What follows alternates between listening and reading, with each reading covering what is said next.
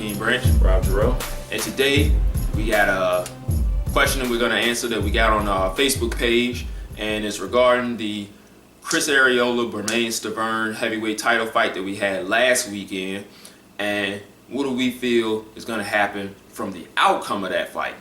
Now, if you missed that fight, Bermane Stiverne and Arreola were aiming to be the first Haitian American for Stiverne and the first Mexican American for Arreola. Mexican American and Haitian born. Yeah. Well, Bermane lives in Canada. Yeah. And trains in like Las Vegas. Yeah. He's got a good passport. Yeah. Yeah. But yeah, they were going to be the first of their descent to win a piece of the heavyweight title. So that's a big deal. Bermane Stiverne ended up winning by 6-round knockout.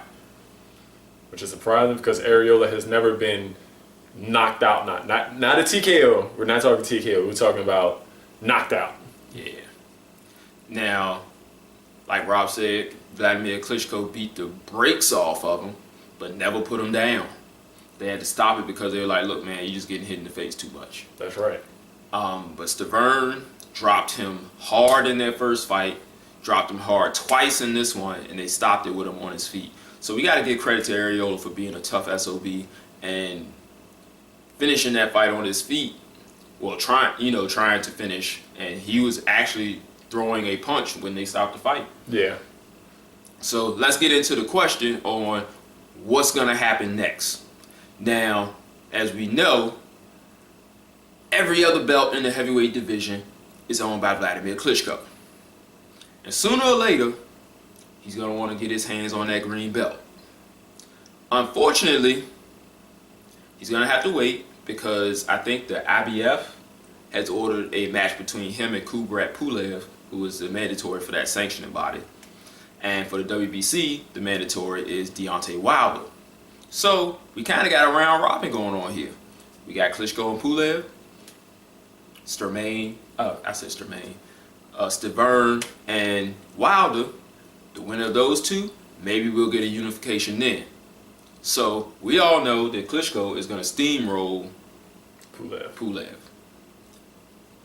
How do you feel about Wilder and Stiverne? I'm actually excited about this fight because one, this is the biggest step up for the American heavyweight hopeful Deontay Wilder. About 6'6", probably the best right hand, the hardest hitting right hand in the division. I'm sorry, he's been putting people to sleep and to scary sleep. And we know Vladimir puts people to sleep. But Deontay Wilder is hitting people through their guard and putting them to sleep. He's tapping them and putting them to sleep. So this is scary. Plus he has a big reach advantage over Stiverne. He's not going to come just trying to throw punches, kind of trying to get in close like Arreola did. He's going to keep a good distance. He's going to work the jab, as flawed as it may be, and he's going to try to land that right hand. And the good thing about that right hand is his money punch. So it's almost as if whatever lead punch he throws, the right hand is coming right behind it. And Stiverne has a great chin, as you see in his 2 fights versus Arreola. He's a good counter puncher, but in his fight versus Arreola, he fought off the ropes a lot. Yeah, I would not do that with someone like Deontay Wilder because he's not going to fall into that trap and trying to either punch himself tired or trying to get in close. He has his reach, he's going to use it, and we know that's where his most effective punch comes from. right. Now, Stiverne does have pretty decent hand speed for a heavyweight, and we all know he has power. The question is, can he get to Wilder to use that power? And that's the big question for that fight. But right now, we got to go with Wilder. So that will set up Wilder and Klitschko for all the marbles. And with that one, these guys are about the same height.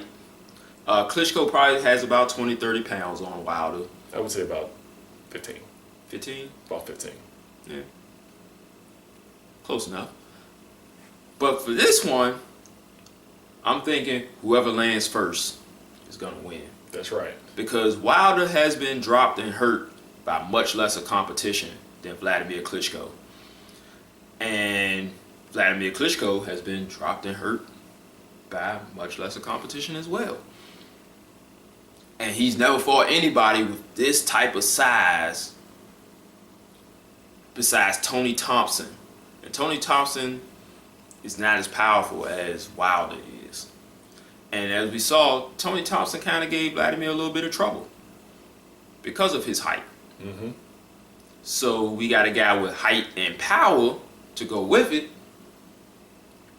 but not that great of a chin. And we pretty much got the same thing in Klitschko. So that's why I say whoever lands first and clean is probably going to win the fight. Right. And if I'm not mistaken, I think Wilder has a reach advantage over Klitschko. Just to give you an example, for myself, I'm 6'4", and I have a roughly a 79 to 80 inch reach.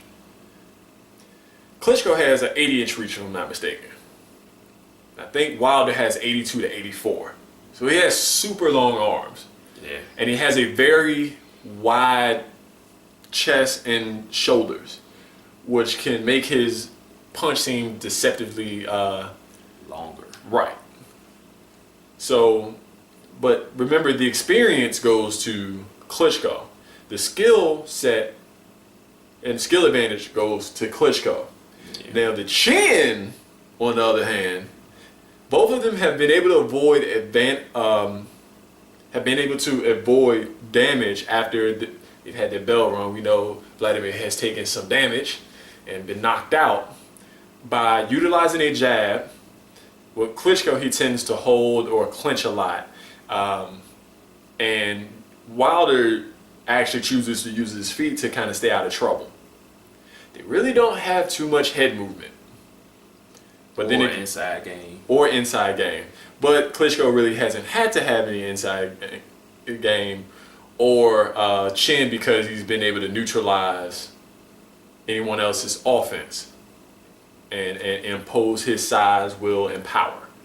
So it'll be an interesting matchup.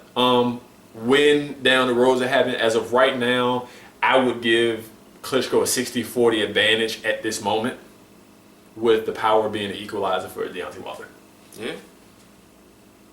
It's about accurate, guys. So, thanks for sending in that question.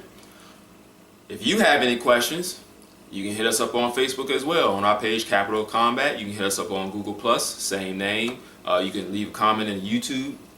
If you're watching this on YouTube, you can leave a comment down there asking your question. Also, you can hit us up on that email, capitalcombat@gmail.com. So hit us up in one of those if you have any questions. That's it for this video. And before we leave, the person who sent this in, Jamel Freeman, has a fighter, and his thing is Power Circle Fight Faction in the heavyweight Super 8, since we're talking about heavyweights. The heavyweight Super 8 in New Zealand, with his fighter, Alonzo Butler. Yep. He seems to be the favorite as of right now, if I'm not mistaken. Possibly. Well, they've got Hasim Rahman in that tournament. Based on his being the former heavyweight champ, they're probably going to make him the favorite. But I think Butler is the youngest fighter in that division. Mm-hmm. In that tournament. And probably the best record next to Rahman. So, yeah, he's got a real good shot to win. Got a really good shot. So, keep an eye out for that. We might throw a video about it at you. Yep. So thanks for watching, guys. Make sure you share this video with your friends. Comment if you have anything you want to say. And we'll catch you in the next video. Peace. This is round one and you've already lost. They don't seem to see that everything we've done is coming and cost. My fists are on fire. I perform till I perspire. My demons are in a rage. Keep thinking that it's a game. I kick crime, hurricane. I told them I don't play. I'm liquid. The Black Street Fighter.